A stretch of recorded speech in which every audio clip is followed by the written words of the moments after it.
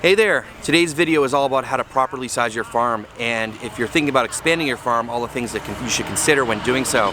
If you're new to the channel, my name is Josh and I run Raleigh City Farm, which is a non-profit urban farm located in downtown Raleigh.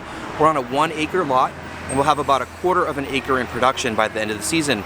I come with a few years of farming experience at my own suburban farm in North Raleigh, and I closed that farm to come here and run this farm. I've been here for since February 1st, and it's about mid-April right now, and I have tons of cool content on this channel about the farm being built out. So if you're not already subscribed to the channel, it'd be greatly appreciated if you could do that. And I do cover all sorts of regenerative and sustainable practices and lots of cool stuff, so please consider subscribing.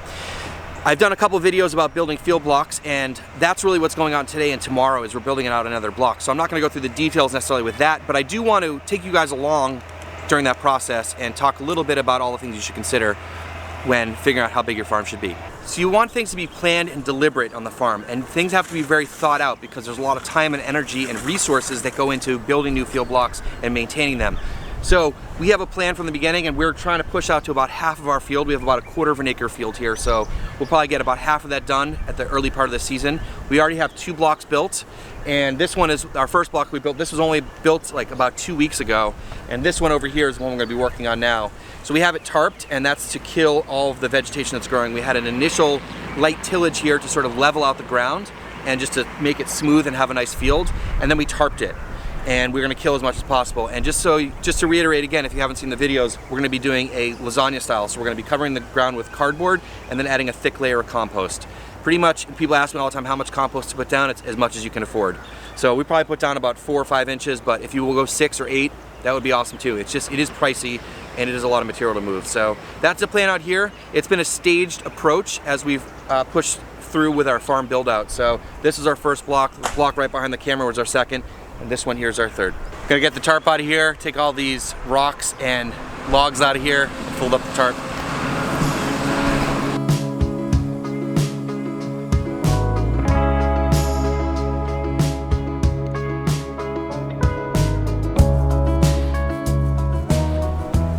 So the market that you're selling into will determine what you can sell, and in turn determine what you should grow. If you're in an area that you can grow a lot of high rotation, high value crops like lettuce, baby greens, baby root vegetables, things like that, then you can grow on much smaller land because you can get a lot more dollars per square foot. If you're in an area that's maybe more rural or an area that doesn't have access to as strong of a market that can get those kind of high value for those crops, and you need to grow longer term crops, then you need more land. So keep that in mind. If you're in a more rural area, it would be different than if you're in a more urban area. So, if you can crank out a lot of baby greens in a small area, then you don't need a huge farm. So your market will definitely determine what you should be growing and sort of how big your farm should be, because you need to be able to make enough money to survive and to make the farm profitable. When you first start building your farm, you don't want to just plant everything at once. You want to plant successions throughout the year. So ideally you should probably start laying out your farm in the fall to get ready for planting in the spring. We did not have that luxury here. As I said, I started February 1st, so it's been a little bit of a struggle to make sure that we get everything done we need to get done. And we have rushed a few things in terms of prepping, in terms of tarping and things like that, but we started with the tunnel here, and if you can afford any covered growing, like that is a great place to invest money. Tunnels pay off so much just in terms of early and late season for season extension, but also in terms of just controlling variables. If you get a lot of heavy rains in the summertime, you can control the moisture, and if you put shade cloth on it, you can protect it from the heat a little bit during the summer too. So things like that are really important, but you get a lot of value in terms of like how much you can grow in a tunnel. So maybe you could grow in more tunnels and have less space. So that could be another option if you're in a tighter spot. You will get more production out of a tunnel in the course of a year than just open field growing. So this field block here, as we pulled off the tarp, there really isn't much growing here. I think this is going to be our best field block because this is one that was used the most over previous farmers. I think there's a lot more fertility here, and I think the weed pressure is going to be lower too, because just there was stuff growing here that wasn't completely covered in weeds, and also this was tarped the longest out of the blocks that we've been building so far. So Gene's over here, flame weeding. Flame weeding is a great tool. You can just kill the plants without really like disturbing them and disturbing the ground too much, and you're not really like cooking the soil, you're just hitting the plant, and it really doesn't destroy the soil biology. So another great way. We're just gonna go around and clean up some spots so we can start building beds out here tomorrow. Well, it's always exciting to build out new blocks and get more beds and grow more vegetables, but I'll talk more about expansion later in the video. But Another thing you want to consider is labor. If you don't have enough labor, you can't farm. And so, you know, I was running my farm just myself, and between farming, marketing, sales, all that stuff, you know, that takes up a lot of time. And then however you're selling it, like, are you going to a farmer's market? Are you doing home delivery? Are you selling to restaurants? I usually had to give up at least a half a day a week just for delivering food, and sometimes even almost a whole day. So, you know, labor is a big constraint, and so you just gotta be careful that you can handle the amount of beds that you're growing on, because if you have too much space, it's gonna be a nightmare all season. So I'm gonna get the broad forking done now. I usually do this the day of, but I got a little bit of time today. So this is just used to loosen up the soil a little bit without inverting it. It's a great little tool. People ask me all the time where to get a broad fork. Well, I don't really like this broad fork, so don't buy this one. I don't have a good one to recommend. I'm just waiting for to get another one somehow, but for right now we're just using this one.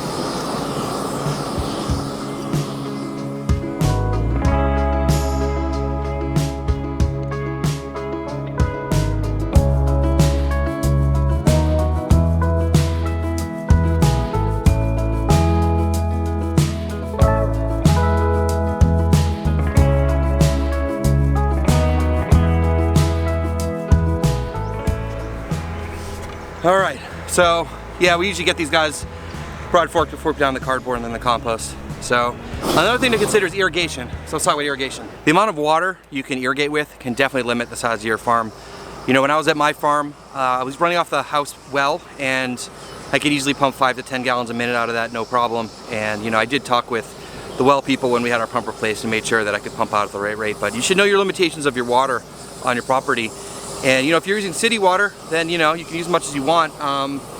Although you are going to be kind of limited with your pressure and flow rate if you're trying to irrigate huge field blocks all at the same time, so you might have to stagger that. But you know, there's a lot of people that start farms with very little water, and digging wells, you know, you can definitely get water, but it's hit or miss sometimes. You get lucky or you get unlucky when you drill a well. So I know some farmers that get started and then they want to expand and they can't because they don't have enough water. So keep that in mind. And if you are using city water, on a small scale it might work, but on a larger scale maybe it won't because of the cost. So you might want to consider other options. But keep in mind, I mean, if you're trying to start a farm at your house and you only have 5 gallons a minute and you want to irrigate an acre, like, that ain't gonna work. So you're gonna need some sort of alternative arrangement. So just keep in mind irrigation, and you have enough water to supply what you need. A couple other constraints I'd like to mention. First one is cold storage, and make sure you guys have enough cold storage for the amount of produce that you're growing and harvesting, so that you can store it properly in between deliveries. This is plenty big for us for our farm stand here, and you know, just make sure you have enough cold storage. That's another thing you have to consider. Make sure you have a wash pack station that's big enough to handle the amount of throughput that you need. Farmers, especially market gardeners, spend at least 50% of their time harvesting and washing vegetables, and so you want to make sure that you have enough space and are able to process the amount of produce that you need. You know, if you have a 1 acre market garden and you have a tiny space to wash vegetables, it ain't gonna work unless you're doing it every day, in which case that becomes a problem as well. So make sure you have the throughput that you need and the facilities set up so that you can process the amount of vegetables that you're growing. Another constraint is the inputs for your farm, and make sure that you can get what you need. We use a lot of compost on the farm here because we use that deep compost mulch system with our no-till style of farming here. And we get this donated from Compost Now, and so big shout out to Compost Now. Thanks for taking care of us, guys.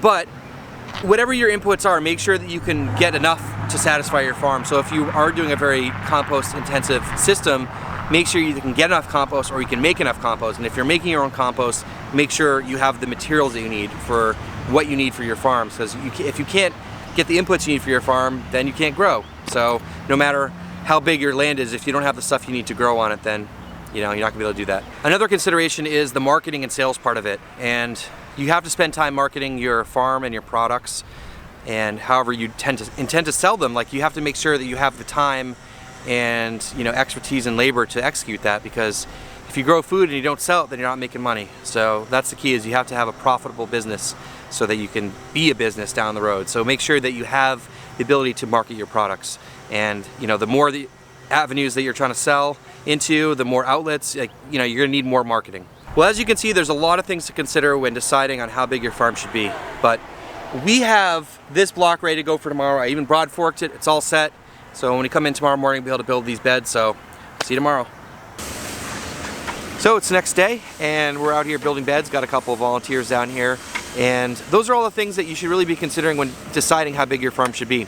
So we're gonna get these beds built, and then we'll talk about if you should expand your farm and how you should go about doing that.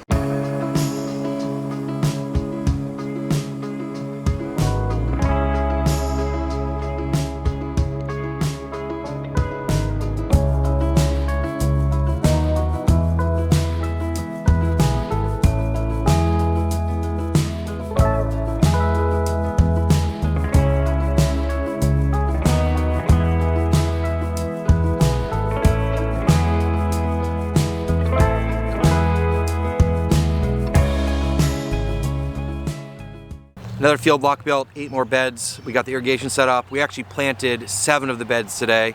A lot of direct seeding, but we just want to get the production up as quickly as possible. So now that we got that taken care of, and I know this is part of what we're doing today, but get back to the topic at hand here. Let's talk about expansion. So many things to keep in mind when you're thinking about expanding your farm, and a lot of the same things about how big your farm should be in the first place apply here too.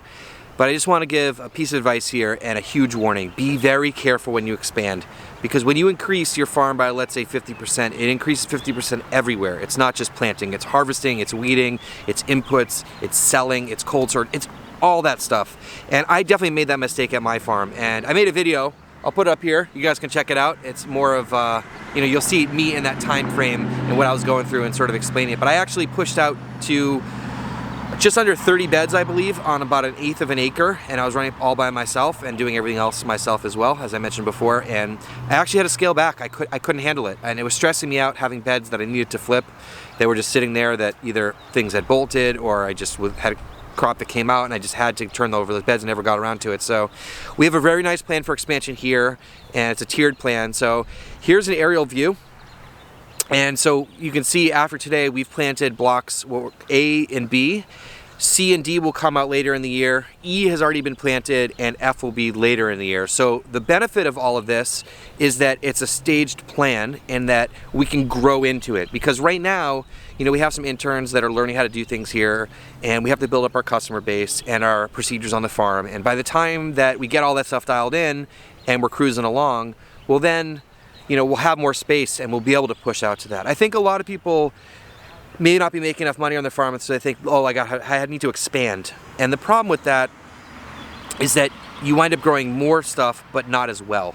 So I always say, try to improve on the amount of land that you're growing on first before you start expanding. You can always eke out another 5 or 10 pounds per bed, or get your bed flips timed better, get those plants ready to go like right when they need to be. You can be a lot more efficient in a small space before expanding. So I'm out here in blocks sort of D and F right here, and we got cover crop going out here, and the plan is to push out here into late summer, maybe early fall will be the expansion plan out here. And so hopefully I gave you guys a lot to think about with this one. There's no set answer for how big your farm should be, but really taking all those things into consideration to figure out how big your farm should be. All those variables, you're talking about the land that you're on, how much money you need to make, your market, your wash station, your cold storage, your inputs. All those things will determine, how big your farm should be. But start small. If you take away one thing from this, is start small, get really efficient on that, and then increase in sections as you can handle it, as you have more labor, as you become more efficient. Because after you farm for a while, you'll get quicker at things, you'll be better at things, and you'll have a better yield if you just focus on a smaller area. Anyways, guys, a lot for you to think about here. Thanks so much for watching. Don't forget to subscribe, and we'll see you in the next one.